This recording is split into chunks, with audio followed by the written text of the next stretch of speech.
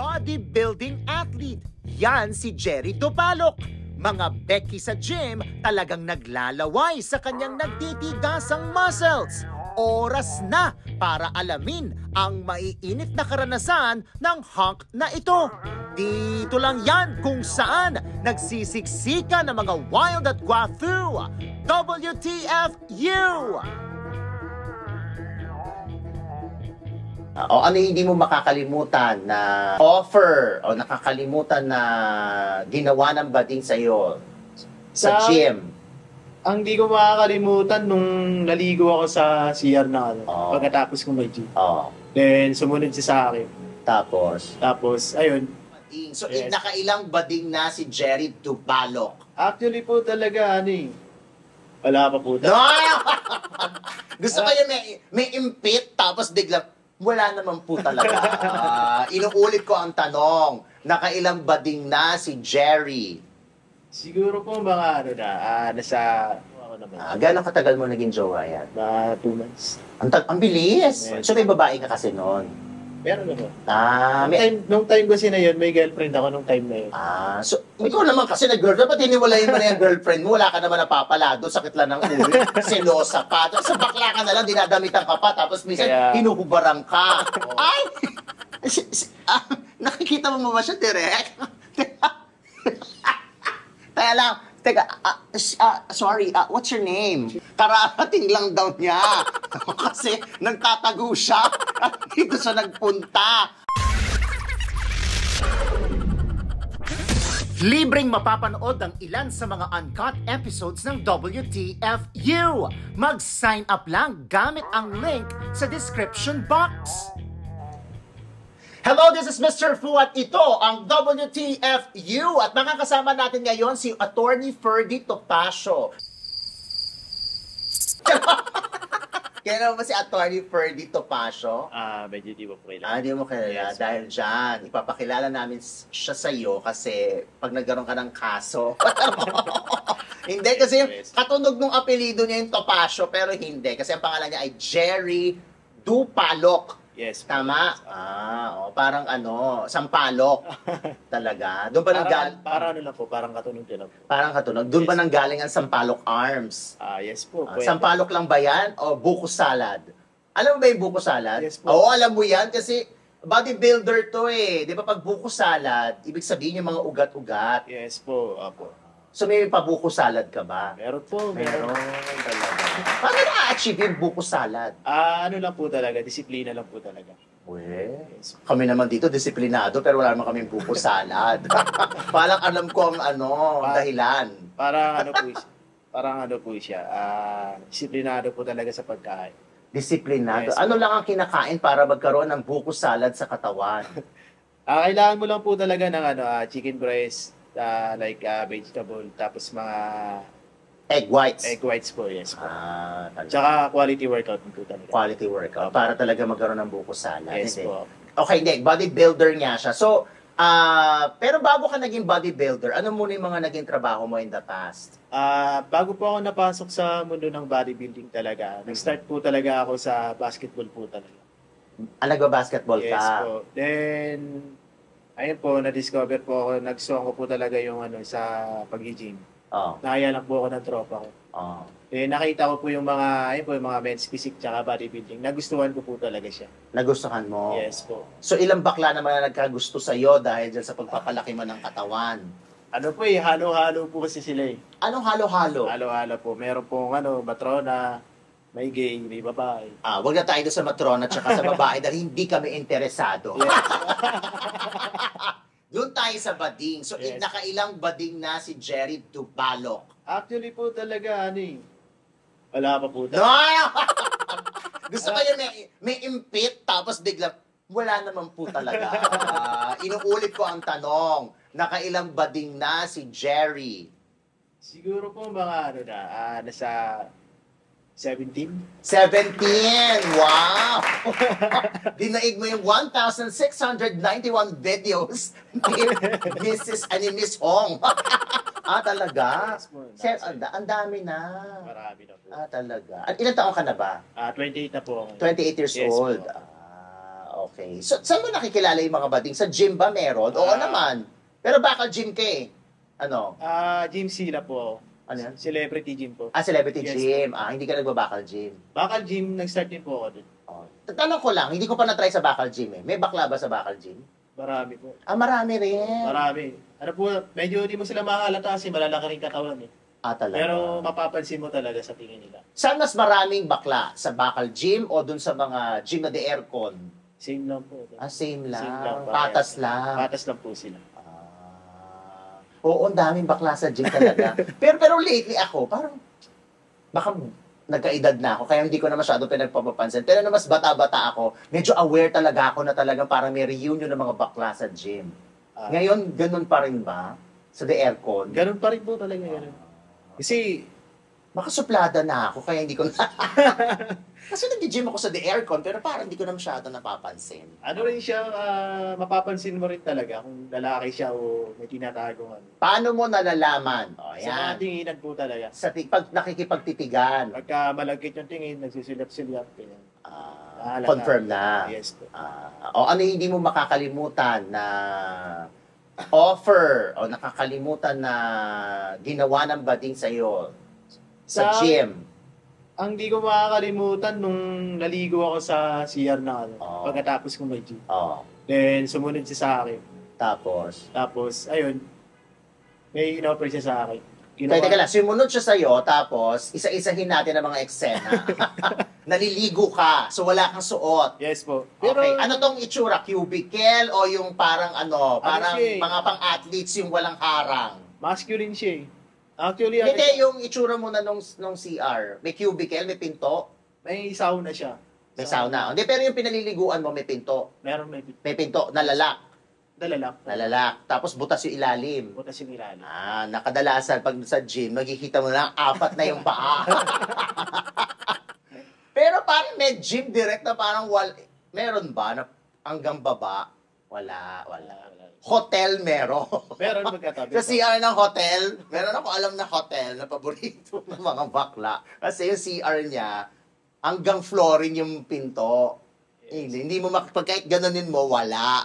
Pero, kasi ibang CR, syempre kadalasan putol. So makikita mo maging 4 yung pao. But anyway, so nandun na siya, andun ka sa loob ng cubicle, nagsha-shower ka na ba? O hindi ka pa nagsha-shower? Ano pa lang po ako, kinukuha ko pa lang po yung mga yung mga toiletries. Hygiene ko yung mga hygiene ko.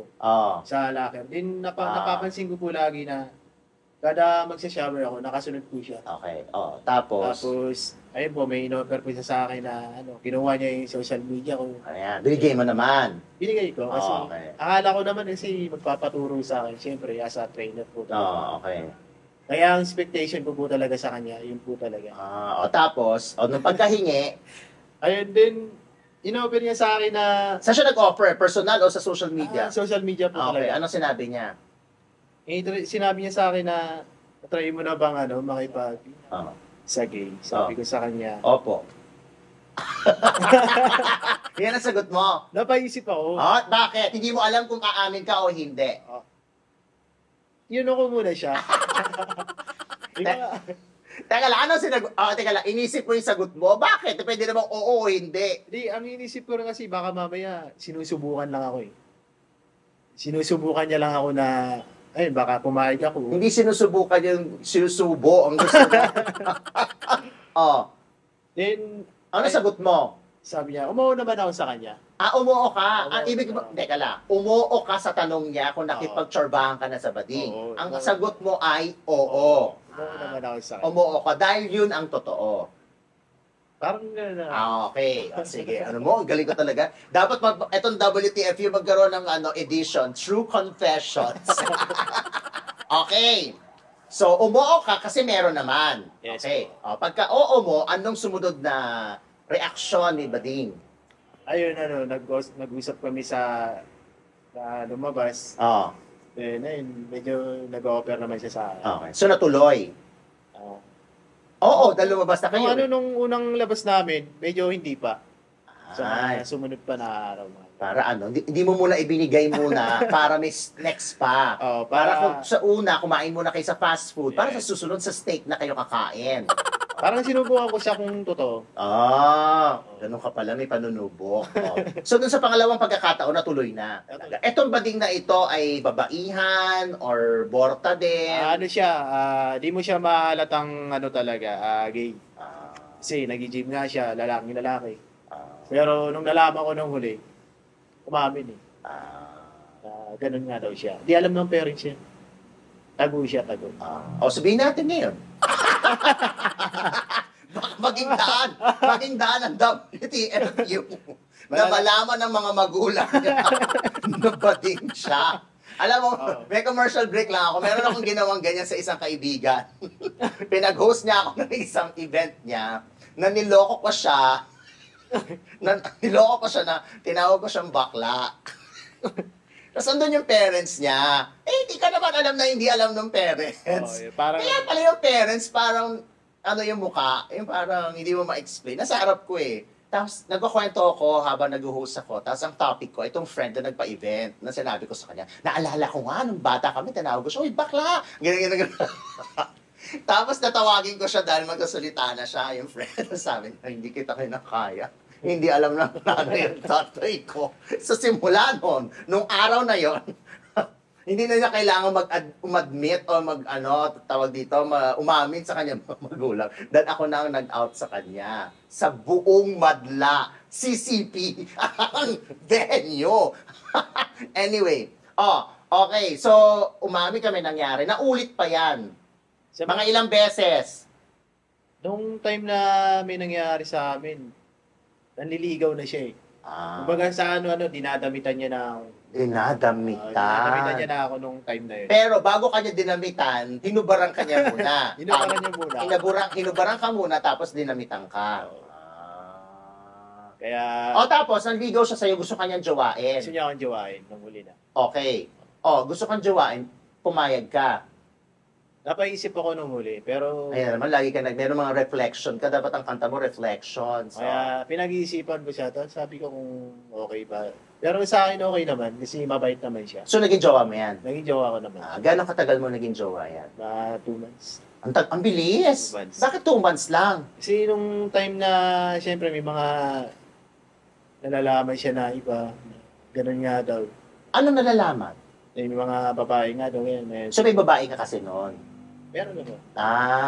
Nung time kasi na yun, may girlfriend ako nung time na yun.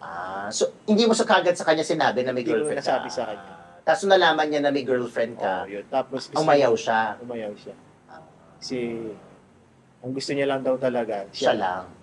Ikaw naman kasi nag-girlfriend, ba't hiniwalayin mo na yung girlfriend mo? Wala ka naman napapalado, sakit lang ng ulo, selosa pa. Tapos sa bakla ka na lang, dinadamitan ka pa, tapos minsan hinuhubarang ka. Yan yung isa. Ano yung pinakamatagal mong relasyon sa bading? Tumagal ng ilang buwan o taon? Yun yung 2 months. Yun na yun? Oo, yun. Iiba? May kamukha ka bang artista? May nagsabi na ba sa'yo, uy, kamukha mo si ganitong artista? May nagsasabi sa akin, Derek Monasterio daw. Wow! Derek Monasterio. Derek daw. Uy, Nung medyo bata-bata. Sa kayang part. Sa kayang part! Sino? Ikaw direct? Rafi Rodriguez. Rafi Rodriguez. Wait, sino si Rafi Rodriguez? Wow! Oo nga. Rafi Rodriguez. Akala ko, sino yung Rafi na taga That's Entertainment? Hindi yon.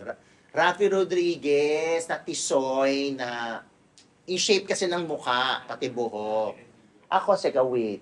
Yung Derek Monasterio, sige, bibigyan ko ng konting chance. Pero meron pa ako ibang nakikita. Arnold Reyes din. Arnold Reyes. Wow! Yun. Si Arnold Reyes ay, wag na natin sabihin, pero magaling na aktor yon, si Arnold Reyes. May naisip kasi ako, iba na pwede ko isplok, pero parang hindi. Okay. Sige. Okay. Pero nag-aartista ka ba? Yes po. Nag-aartista ka na rin? Yes. Okay. Okay. So, ano saka lumalabas? Lumabas na rin po ako sa Viva Max po. Nag-Viva Max ka Yes, na? po. Anong ginawa mo sa Viva Max? Sa Pabitrol lang po. Paano ka? Pabitrol lang po. Bitrol. Yes. Pero nagubad ka na doon. Nagubad na rin po. Nagubad ka na. Napakita ka na ng puwet. Actually, yun po talaga. Yung puwet ang pinakita Nakikita po talaga lahat. Lagi nakikita ang Yes, puwet. po. Ang harap. Depende po eh. Pero napakita mo na yung harap mo sa Viva Max? Hindi pa po. Hindi pa, o dahil dyan. Dahil hindi mo pa napapakita yung harap mo sa Viva Max. Bakit hindi mo sa WTFU ipakita ang harap mo? Palag? Pwede. Pero okay. So yung puwet, okay na sa'yo yan. Wala nang. Okay na yan. Nakikita naman lang. Nakita Saka, na. sanay naman ako magano sa sa maraming tao kasi bodybuilding nakabrief naman ako. Sa bagay, oo. So okay. Pero harap, willing ka. Kung maganda naman ang TF. Pwede. Pwede. Pero sa Viva Max, naka-plaster ka, di ba? Naka-plaster sa Pinagpapakita, no? Viva Max. So sino ka-eksena mo, babae? O wala, naglakad ka na nang wala kang saplot. Meron, may ka-eksena din akong babae. So, pero willing ka. Lalaki sa lalaki. Bawa sabi ng Viva, bibigyan kita ng launching film. Gay film. Ikaw ang bida. Pero ang ka-eksena mo, kapwa lalaki. Pwede naman. Pwede. Wala namang problema Wala kasi Okay. opportunity po. Sabi niya, Jerry, bilang launching mo ito, sinong artistang lalaki na sikat ang gusto mo makapareha para makatulong sa film mo? Ayan. Maglista ka. Sino ang wag na si Coco Martin. Kasi hindi na mapayag si Coco Martin. Yes. Busy siya kay Julia Montes. So wag na yon. Hindi kasi laging sagot Coco Martin eh. Wag na si Coco Martin. Sinong sikat na aktor na gusto mo maka-eksena at makasama sa launching film mo? Siguro si Jake Cuenca. Jake Cuenca. Yes, Okay. Busy si Jake.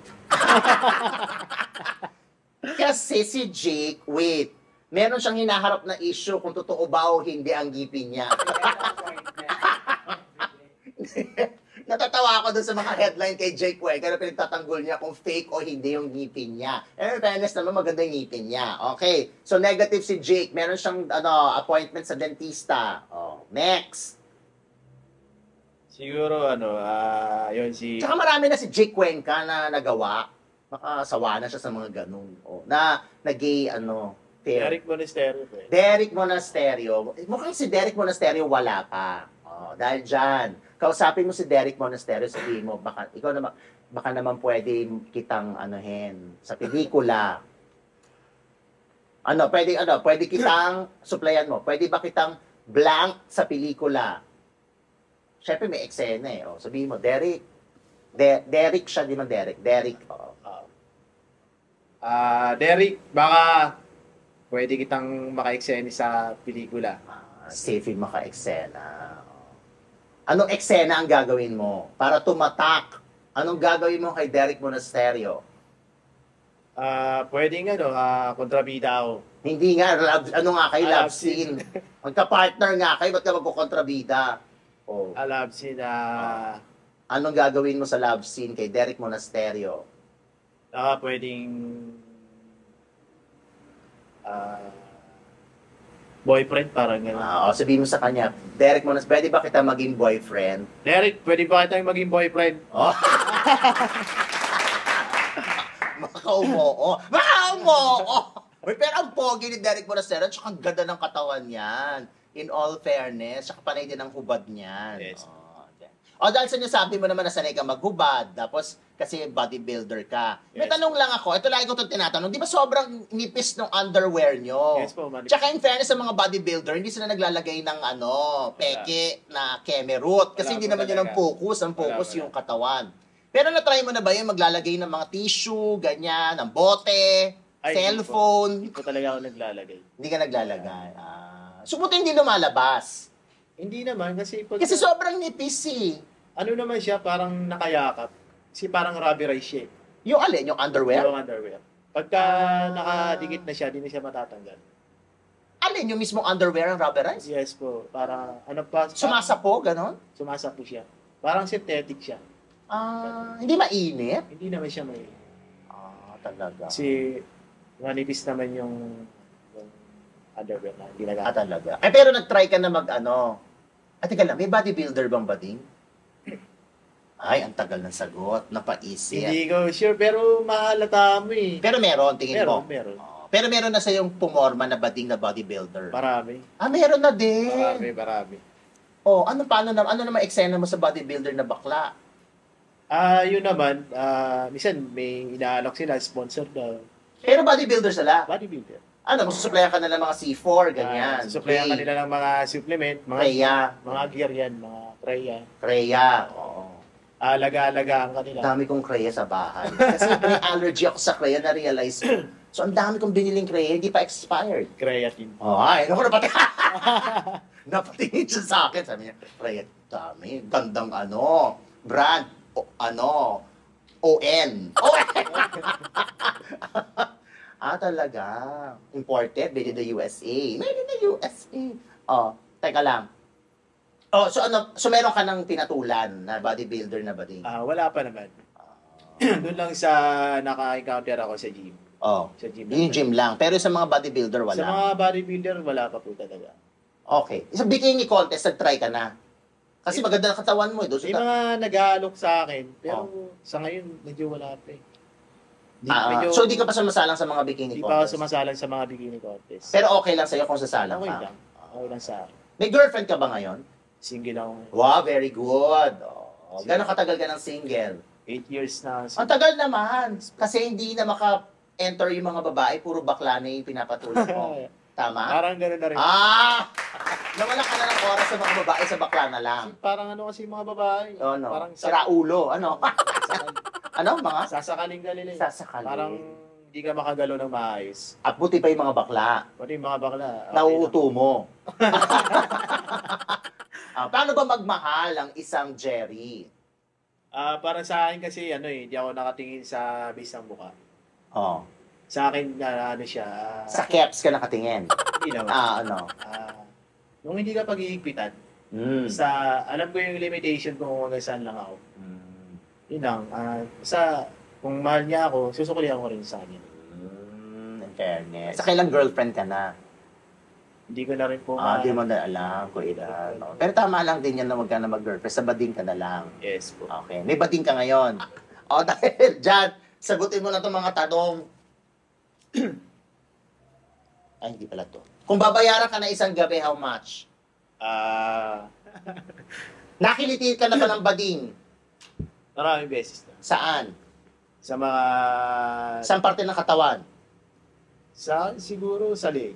Leeg. Malakas ang kiliti mo sa leeg? Malakas sa leeg. Saan kayong pag hinawakan ka, mag-iinit ka? Batok. Batok. Monay, pandesal, o hotdog? Hotdog. Very good. Hotdog. Dahil dyan, ilayo mo muna yung kape mo kasi baka tumapon. Or unless gusto mo ipaligo yung kape mo sa'yo, tapos tumayo ka. Dahil dyan, ayan na. Naku, parang ba't parang may papasok? Teka lang. Ay, natawa siya. Ay, ayan na. Ay! Nakikita mo ba siya direct? Teka, sorry, what's your name?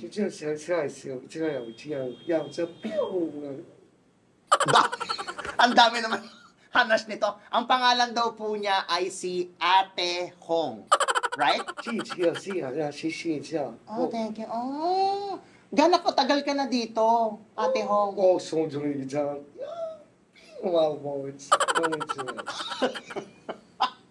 Kararating lang daw niya. Kasi nagtatago siya at dito siya nagpunta. Okay. Teka lang, wait. Kasi nandito na tayo sa segment na Monay, Pandesal at Hotdog. Ang pinili niya ay hotdog. Siyempre nagpapasalamat naman tayo sa pag-appear ni Ate Hong. Thank you very much. Thank you daw. Pero ang haba ng spills. Okay. Si Ate Hong, so ano gagawin mo sa segment na to na pinili niya ay hotdog? Direct. Dumating na talaga tayo sa punto na... Paano ulit, Ate Hong, anong gagawin? Sige. Ikaw ba, meron ka na bang experience na nagsabi niya babae siya, pero bading pala? Na-experience na siguro sa trans. Pero sinabi niya na babae siya? Sinabi niya na babae siya. Tapos, o paano mo nalaman na hindi pala siya babae? Nalaman ko lang nung huli nung medyo may mga tinitake siya ng mga pills. Talaga. Pero inamin niya naman nung huli nung nalaman ko. May nangyari sa inyo? Pero may nangyari siya. So alam mo na, nung may nangyari sa'yo, alam mo na na-trans siya? Alam ko na na-trans siya. Siya, okay ba siya? Okay. Okay. Dahil dyan, tutulungan ka sa... Anong gagawin? Yun. Sinabi naman niya, may minuwestra siya kanina, di ba? Naku, anong gagawin ni Ate Hong? Dahil sa pinili ni Jerry ang hotdog, so tutulungan ka ni Ate Hong na ipakita ang hotdog. Tama? Kumakain ka ba ng hotdog? Sige!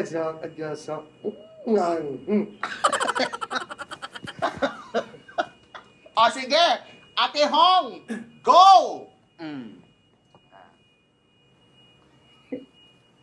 At nagdoble pa. Dapat pati yung sando, Ate Hong. Ayan. Walang takot na umamin si Jerry sa mga maiinit na karanasan. Huwag palagpasin ang uncut version ng kanyang episode. Hanapin ang link sa description box.